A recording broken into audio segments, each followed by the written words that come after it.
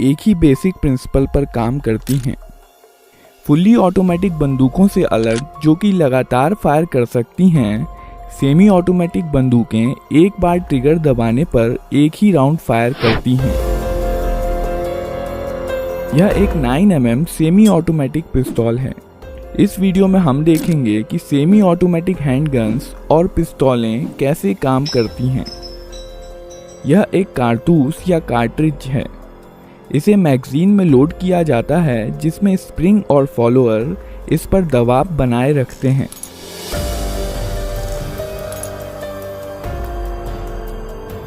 Magazine का design कुछ इस प्रकार का होता है कि कारतूस आगे स्लाइड होकर ही बाहर आ सकता है।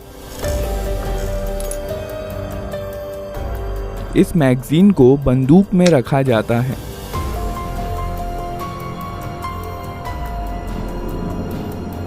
यहाँ पर बंदूक के अंदर के महत्वपूर्ण पार्ट्स दिखाए गए हैं। बंदूक को पहली बार फायर करने के लिए रिकॉइल स्प्रिंग के अगेंस्ट स्लाइडर को हाथ से पीछे खींचा जाता है। इसके कारण कई चीज़ें एक साथ होती हैं जिन्हें हम एक एक करके देखेंगे। स्लाइडर के मूवमेंट के कारण हैमर पीछे आता है। यह हैमर स्ट्रट के जरिए मेन स्प्रिंग से जुड़ा होता है और इसलिए मेन स्प्रिंग को दबा देता है।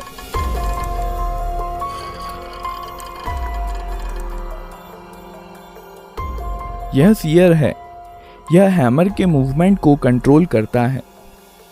जब स्लाइडर पीछे जाता है तब सीयर लीफ स्प्रिंग के दबाव में हैमर के साथ एंगेज हो जाता है और हैमर को वापस जाने से रोकता है।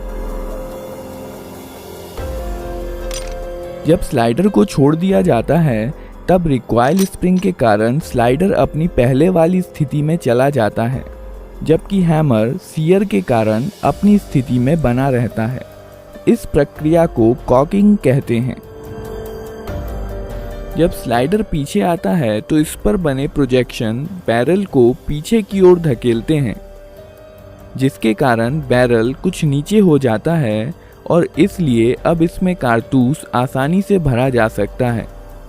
जब स्लाइडर वापस लौट रहा होता है तो यह एक कारतूस बैरल में ले जाता है और बैरल को अपनी पहले वाली स्थिति में धकेल देता है। कारतूस का पिछला हिस्सा एक्सट्रैक्टर में फंस जाता है जो कि स्लाइडर से जुड़ा होता है। पिस्तौल अब फायर करने के लिए तैयार है। जब ट्रिगर दबाया जाता है, सीयर डिस्कनेक्टर के माध्यम से धकेल दिया जाता है, जिसके कारण यह हैमर से डिसएंगेज हो जाता है। हैमर अब फ्री है और मेन स्प्रिंग के दबाव में यह फायरिंग पिन जो कि स्लाइडर में फिक्स्ड होती है से जा टकराता है।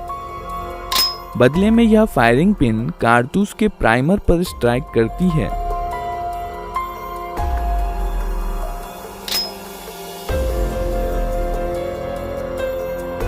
प्राइमर में इम्पैक्ट सेंसिटिव एक्सप्लोजिव होता है जो फायरिंग पिन के टकराने की वजह से जल जाता है। इसके कारण कारतूस में रखे पाउडर में आग लग जाती है, जिसकी वजह से बहुत सारी गैसेस पैदा होती हैं और इस प्रकार बुलेट के पीछे की जगह बेहद हाई प्रेशर गैसों से भर जाती है। इसलिए बुलेट पर पीछे से बल लगता है, जिसके कारण बुलेट बहुत तेज गति के साथ बैरल से बाहर निकलती है। बुलेट के बाहर आ जाने पर यह गैसेस एटमॉस्फेयर में चली जाती हैं और अब यह बुलेट पर कोई बल नहीं लगाती हैं और बुलेट अपने मोमेंटम के कारण आगे बढ़ती जाती है।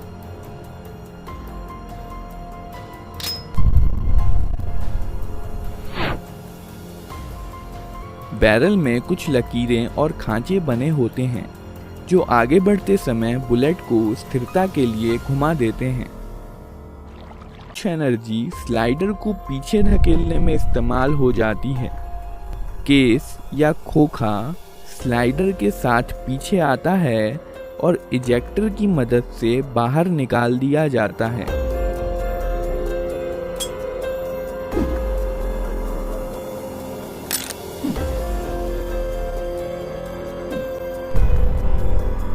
साथ ही साथ स्लाइडर हैमर को पीछे धकेलता है और बंदूक को अपने आप रिलोड भी कर देता है। और अब बंदूक अगला राउंड फायर करने के लिए तैयार है। ट्रिगर दबाने पर सीधे सीयर पर धक्का नहीं लगता है, सीयर डिस्कनेक्टर की मदद से धकेला जाता है। जब स्लाइडर पीछे की तरफ जाता है तो इस पर बने स्लॉट की मदद से यह डिस्कनेक्टर को नीचे की तरफ खिसका देता है। अब ट्रिगर और सीयर अलग हो गए हैं और इसलिए ट्रिगर दबे होने पर भी सीयर हैमर के साथ एंगेज हो सकता है। जब ट्रिगर छोड़ दिया जाता है तब डिस्कनेक्टर लीफ स्प्रिंग के दबाव के कारण स्लाइडर के स्लॉट में चला जाता है और अब बंदूक फिर से फायर की जा सकती है। ग्रिप सेफ्टी बंदूक को अपने आप फायर करने से रोकती है।